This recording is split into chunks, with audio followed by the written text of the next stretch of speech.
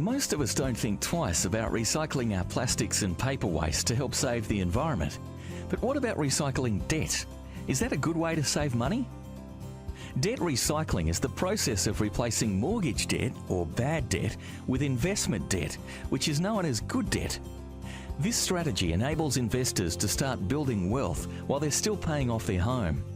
As equity is built up in their home, funds are redrawn and invested. Income from these investments can be used to further reduce the mortgage balance, while the growth component contributes to wealth accumulation. Why is debt recycling a good strategy? The main benefit of a debt recycling plan is the ability to accumulate wealth tax effectively. This is achieved as investors use the income earned on their good debt to pay off their home mortgage, bad debt. But take note, the tax effectiveness of a debt recycling strategy is dependent upon the individual's marginal tax rate. The higher the tax rate, the more tax effective the strategy, and vice versa. As such, tax advantages should not be the primary basis for using this approach.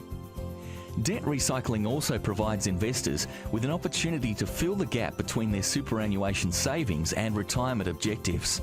For many people, super will be insufficient to fund their desired lifestyle. Additional wealth accumulated as part of a sound debt recycling strategy may be able to fill that void. Are there any downsides? Perhaps the biggest risk associated with this strategy is the threat of compounding losses. Whilst a geared investment strategy can help to build wealth faster, the opposite can also be true when markets experience a downturn. In a worst-case scenario, investors can end up owing more than the portfolio is worth.